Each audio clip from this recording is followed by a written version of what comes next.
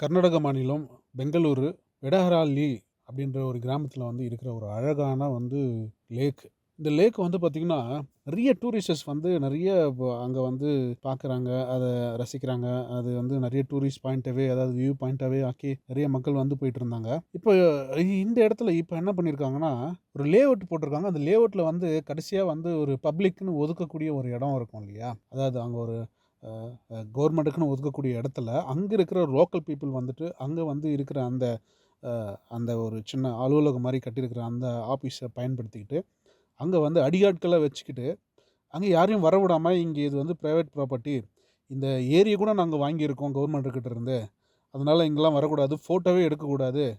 அப்படின்னு சொல்லிட்டு சொல்றாங்க. அத மீறி நம்ப என்னங்க இது வந்து ஏரி தானங்க, கவர்மெண்ட்டோட தானன்னு கேள்வி கேட்டா, நீங்க பிரைவேட் ப்ராப்பர்ட்டி ஃபர்ஸ்ட்டு உள்ள வரக்கூடாது. நீங்க இப்போ அதெல்லாம் பண்ணக்கூடாதுன்னு சொல்லிட்டு அடியாட்கள் வந்து மிரட்டுற அளவுக்கு அடியாட்கள் வச்சுருக்காங்க. ஒரு 10, 20 பேர் இருக்காங்க உள்ள. குடியும் குடித்தனமாக. இந்த மாதிரி இயற்கை வளங்கள மனித மிருகங்கள் வேட்டையாடி, அத ஒரு தனிப்பட்ட மனித அ சந்தோஷத்துக்காக பயன்படுத்தக்கூடிய சூழ்நிலைகள் ஏற்பட்டிருக்கிறத வந்து நம்ம யோசிச்சு பார்க்கும்போது, ரொம்ப வேதனையாவும் இருக்கு. எதிர்காலம் எப்படி இருக்குன்றது வந்து நம்ம யோசிக்க முடியும். இப்பவே நம்மளால வந்து கணிக்க முடியும். ஏன்னா, எதிர்காலத்தில இந்த இயற்கையெல்லாம் வந்துட்டு இது கொஞ்சம் கொஞ்சமா என்ன பண்ணுவாங்கன்னா, இது ஆயிடுச்சு. இப்ப என்ன பண்ணுவாங்க, கொஞ்சம் கொஞ்சமா இது வந்து லேஅவுட்டாவே மாத்தி இது வந்து ஒரு இந்த இடத்துல வந்து பல கட்டிடங்கள் எழுப்பக்கூடிய சூழ்நிலைகள் ஏற்பட வாய்ப்புகள் நெறையவே இருக்கு. ஏன்னு கேட்டா, இது வந்து பெங்களூருக்கு மிக அருகாமையில் இருக்கிற ஒரு லேக்கு. இது வந்து இதில வந்து போட்டிங் விடுறாங்க, மத்த இதெல்லாம் பண்றாங்க. எல்லாம் ஓகே.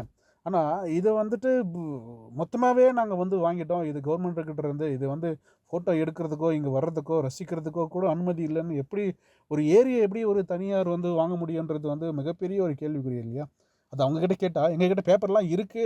காட்டட்டுமா? வேணுமா?" அப்படின்ற ஒரு வாயில வந்து வாய் சவடால் வந்து பேசக்கூடிய நபர்களை நம்ம பார்க்கலாம். அந்த அந்த அந்த பதிவ நான் பதிவிட்டிருக்கேன். அத பாருங்க. ಏನ್ ಬೇಕಿದೆ? ம். ಏನು ಬೇಕಿಲ್ಲ. ಪ್ರೈವೇಟ್ ಪ್ರಾಪರ್ಟಿಯಾ? ಪ್ರೈವೇಟ್ ಪ್ರಾಪರ್ಟಿಯಾ? This all everything lake also government ಇಂದ ತಗೊಂಡಿದ್ದಾರಲ್ಲ ಅಲ್ಲಿ ಪ್ರೈವೇಟ್ ಆಲ್ರೆಡಿ ನಮ್ದು ಪ್ರೈವೇಟ್ ಗೌರ್ಮೆಂಟ್ ಇದು ಹಾಕೊಂಡಿರೋದು ಪಂಚಾಯತಿಂದ.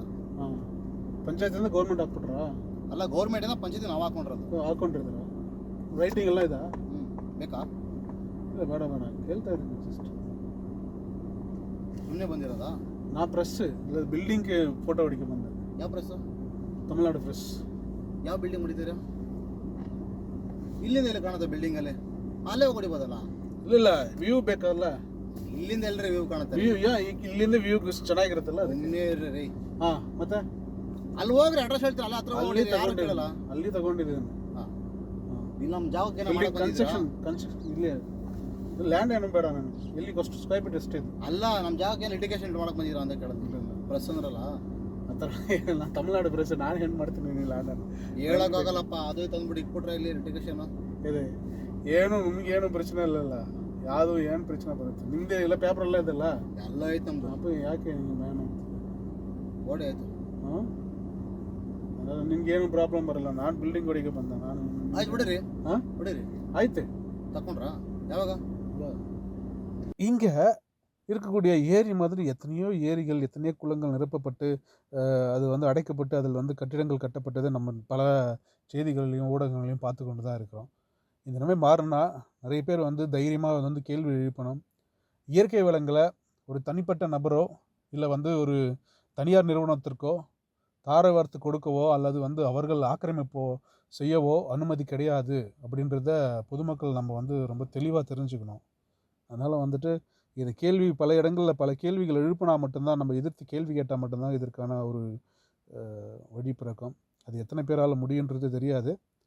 ஆனாலும் இப்போ வந்து என்னன்னா, இப்போ சில இடங்கள்ல வந்து எல்லாருக்குமே வந்து இப்போ நானே ஒரு பத்திரிக்கைக்காரனா வந்துட்டு நானே எடுக்கும்போது என்ன வந்து பல கேள்விகள் கேட்குறாங்க, என்ன மிரட்டுறாங்க. ஸோ அந்த மாதிரியான சூழ்நிலைகள் வந்து ஒரு தனிப்பட்ட ஒரு சாதாரண மனிதனுக்கு ஏற்படும்போது கண்டிப்பா யோசிக்கக்கூடிய விஷயம் தான். இருந்தாலும் நம் நமக்கு வந்து சப்போர்ட் இருந்துச்சுன்னா, நம்ம பின்னாடி ஆட்கள் இருந்தாங்கன்னா, கண்டிப்பா நம்ம கேட்கலாம்.